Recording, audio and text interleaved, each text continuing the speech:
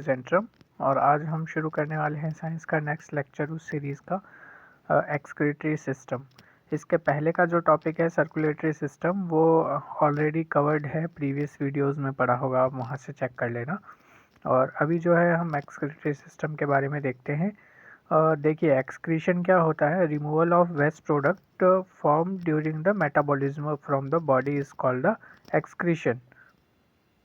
समझ गए आप लोग कि जो वेस्ट प्रोडक्ट रहता है जो बॉडी के मोटा मेटाबॉलिज्म से चलते हुए जो बनता है उसको हम क्या कहते हैं, एक्सक्रीशन कहते हैं। Normally excretion means the release of nitrogenous excretory substances like urea, ammonia, uric acid etcetera. ठीक है, एक्सक्रीशन के टाइम पे कौन कौन से जनरली जो एसिड होते हैं, कौन कौन से नाइट्रोजनस सब्सटेंस जैसे urea, ammonia, uric acid etcetera जो है वो निकलते हैं। अब इसको एक्सक्रीट करने वाले ऑर्गन्स कौन कौन से होते हैं। फर्स्ट है, देखिए most important part kidney, second होता है स्किन, थर्ड होता है लीवर और फोर्थ ऑर्गन रहता है लंग्स। ठीक है, अब ये सभी के अलग अलग वर्क हैं और सभी अलग अलग एक्सक्रीशन करते हैं। तो सबसे पहले हम किडनी के बारे में देखते हैं। The main excretory organ in human and other mammals is a pair of kidney. Kidney generally pair में पाई जाती है, मतलब हर ह्यूमन में पेयर में ही होती है, बट कईयों के ऑपरेशन वगैरह से किसी का एक किडनी रहती है या इस तरह से। ठीक है, इट्स वेट इज़ 140 ग्राम। ठीक है, 140 ग्राम के अराउंड इसका वेट रहता है। The outer part of it, there are two part of it. ठीक है, किडनी के दो पार्ट रहते हैं। सबसे बाहर का जो पार्ट रहता है ये होता है कॉर्टेक्स, और इनर जो पार्ट रहता है उसको हम क्या कहते हैं, मेडुला। ठीक है, तो आउटर पार्ट को क्या कहते हैं, कॉर्टेक्स, इनर पार्ट को क्या कहते हैं, medulla. Each kidney is made up of approximately 130, फिर उसके आगे 5 जीरोस, मतलब 130 lakhs kidney ducts which are called nephrons. ठीक है, तो 130 किडनी डक्ट से मिलके बना हुआ रहता है जिसको हम क्या कहते हैं, नेफ्रॉन कहते हैं। तो ध्यान रखना 130 लैक्स, इसके आगे 5 जीरो लगा देना। ठीक है, फिर देखते हैं नेफ्रॉन्स।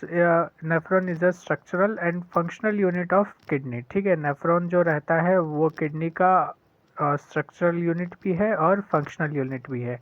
सबसे पहले देखो, आउटर यूनिट को क्या कहते हैं, कॉर्टेक्स, इनर पार्ट को क्या कहते हैं, मेडुला। उसके बाद में 130 लैक्स किडनी डक्ट से मिलके नेफ्रॉन बना रहता है, और नेफ्रॉन जो रहता है वो स्ट्रक्चर भी देता है और फंक्शन भी करता है किडनी का। This is the cup like structure in every nephron called Bowman's capsule. ठीक है, नेफ्रॉन के अंदर एक कप के जैसा स्ट्रक्चर पाया जाता है जिसको हम क्या कहते हैं, बोमेन्स कैप्सूल कहते हैं।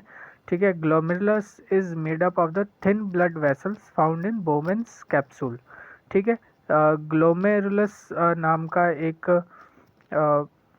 ब्लड वेसल रहता है जो कि बोमेन कैप्सूल के अंदर पाया जाता है, which is made up of the two type of arterioles. ठीक है, जो बोमेन कैप्सूल रहता है वो दो तरह के आर्टियोलॉस से बना रहता है, एक तो एफेरेंट आर्टियोल और एक efferent arteriole.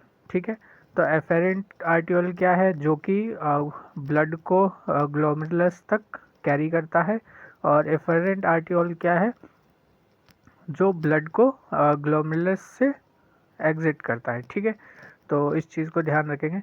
The process of filtration of liquid into cavity of Bowman's capsule is called ultra filtration. ठीक है, लिक्विड को जब बोमेन कैप्सूल के अंदर फिल्टर होता है तो उसको हम क्या कहते हैं, अल्ट्रा फिल्ट्रेशन कहते हैं। The main function of the kidney is purification of blood plasma. और ठीक है, मेन फंक्शन क्या रहता है किडनी का, हाँ मेन फंक्शन क्या रहता है किडनी का, तो ये ब्लड प्लाज्मा का प्यूरिफिकेशन करती है। क्या चीज़ है वो, that is to excrete the unwanted nitrogenous waste substance through the urination. ठीक है, अनवांटेड नाइट्रोजनस वेस्ट जो रहता है उसको यूरिनेशन के थ्रू निकाल देती है। ठीक है, the supply of blood to kidneys take place in a large quantity in comparison to other organs. ठीक है, the supply of blood to kidneys take place into the large quantity in comparison to other organs. other organs में जितना blood supply होता है kidney में उससे ज़्यादा होता है। in the kidney average 125 ml per minute blood is filtered, that is 180 liters per day। ठीक है, एक किडनी जो है वो 180 लीटर खून को पर डे जो है वो फिल्टर करती है। Out of it 1.45 litre urine is form daily and remaining is absorbed back by the cells of nephron and mix into the blood। ठीक है, 1.45 लीटर के अराउंड यूरिन बनता है उससे, और बाकी का जो रहता है वो वापस से नेफ्रॉन और उसके साथ में अब्जॉर्ब करके वापस ब्लड के साथ मिक्स कर दिया जाता है। ठीक है, urine is a aqueous solution which is 95% water. Urine के अंदर जो है वो 95% वाटर रहता है। Other constituents are urea, uric acid, chloride, sodium, potassium, keratin, organic and inorganic compounds. ठीक है, तो इनके ध्यान रखना है 95% वाटर रहता है, उसके बाद में urea, uric acid, chloride, sodium, potassium, creatine और ऑर्गेनिक एंड इनऑर्गेनिक कंपाउंड होते हैं। ठीक है, और the colour of urine is light yellow due to the presence of urochromes. ठीक है, यूरोक्रोम्स की प्रेजेंस की वजह से यूरिन का जो कलर होता है वो येलो होता है। और urochrome is formed by the dissociation of haemoglobin. ठीक है, यूरोक्रोम जो रहते हैं वो हीमोग्लोबिन के साथ डिसएसोसिएट होके बनते हैं, यानी जो डेड सेल्स रहती है उसके अकॉर्डिंग। ठीक है, the correct sequence of organ that occur in the path of urine flow is. ठीक है, तो सीक्वेंस देखो कि सबसे पहले किडनी के अंदर फिल्टर होता है, फिर यूरेटर के अंदर जाता है, फिर यूरिनरी ब्लैडर के अंदर जाता है, फिर यूरिथ्रिया के अंदर जाता है। ठीक है, तो ये सीक्वेंस रहता है यूरिन फ्लो का। और यूरिन जो रहता है उसका नेचर एसिडिक होता है, पीएच वैल्यू जो है वो 6 रहती है। ठीक है, आपके ब्लड का पीएच वैल्यू क्या रहता है, एसिडिक होता है या बेसिक रहता है, तो उसको आप कमेंट सेक्शन में बताइए, और जो सही कमेंट होगा उसको एक हार्ट दे दिया जाएगा। ठीक है, the stone formed in kidney is made up of the calcium oxalate. ठीक है, जो किडनी स्टोन्स रहते हैं वो किसकी वजह से बनते हैं, कैल्शियम ऑक्सलेट की वजह से बनते हैं। ठीक है, दूसरा क्या है, स्किन के बारे में, स्किन भी एक एक्सक्रीटरी ऑर्गन है। क्या चीज़ करती है, oil gland and sweat glands found in the skin respectively secret sebum and sweat. ठीक है, जो ऑयल ग्लैंड रहती है वो क्या एक्सक्रीट करती है, सीबम। ठीक है, और जो आपकी स्वेट ग्लैंड रहती है वो स्वेट यानी पसीना। ठीक है, फिर लीवर के बारे में देखते हैं। Liver cells play the main role in excretion by converting more and more amino acid into ammonia of blood into urea. ठीक है, लीवर जो रहता है वो एक्सक्रीशन में किस तरह से काम करता है, जो अमीनो एसिड रहता है और जो अमोनिया रहता है उसको यूरिया के अंदर कन्वर्ट करता है लीवर। ठीक है, और ये हो गया आपका काम। और फिर होता है लंग्स के बारे में, तो lungs excrete 2 type of gaseous substance, carbon dioxide and water vapour. तो लंग्स कैसे एक्सक्रीशन करते हैं, 2 तरह के गैसियस सब्सटेंस को ये एग्जिट करते हैं, एक तो कार्बन डाइऑक्साइड हो गया और दूसरा वाटर वेपर हो गया। ठीक है, the excretion of some substance like garlic, onion and some species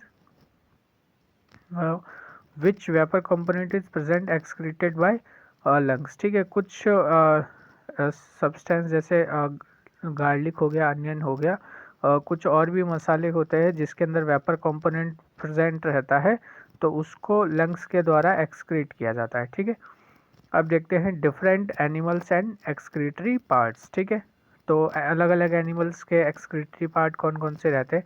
unicellular animal है, यानी मतलब जिसके अंदर सिंगल सेल एनिमल है, by diffusion through general body surface and contractile vacuole. ठीक है, वो जनरल बॉडी सरफेस से ही अपना उसका एक्सक्रीशन पार्ट रहता है। Animals of Porifera phylum, Porifera phylum के अंदर वो भी जनरल बॉडी सरफेस से ही करते हैं।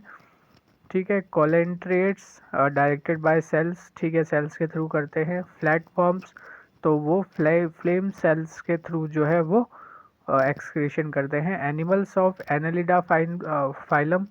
ठीक है, तो एनालिडा फाइलम के सीरीज़ के जो एनिमल्स रहते हैं वो कैसे करते हैं, नेफ्रीडिया के थ्रू। आर्थ्रोपॉड्स के स्पीसीज़ जो है वो किसके थ्रू करती है, मेलपिगन ट्यूबलस के थ्रू। ठीक है, क्रस्टेंशियंस जो ब्रीड है वो कैसे होते हैं, एंटिनल ग्लैंड के थ्रू। ठीक है, और मोल्यूस्का यूरिनरी ऑर्गन है। Vertebrate mainly by kidneys. ठीक है, वर्टिब्रेट जो रहते हैं वो किडनी के थ्रू एग्जिट करते हैं।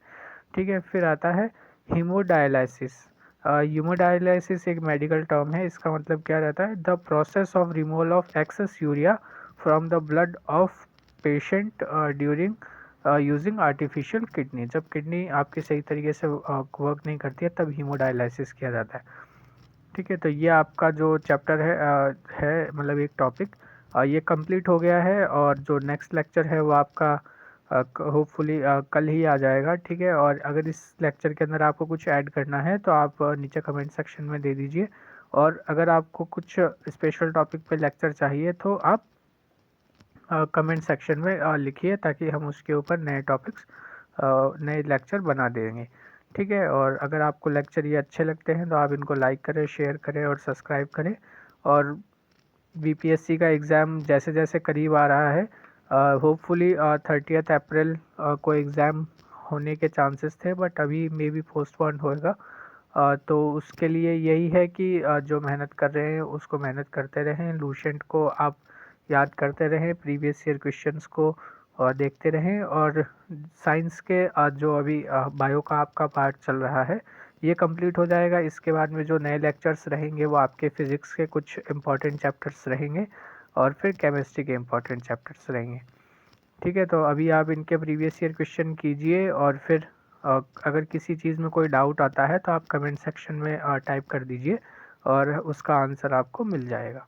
ठीक है, थैंक यू।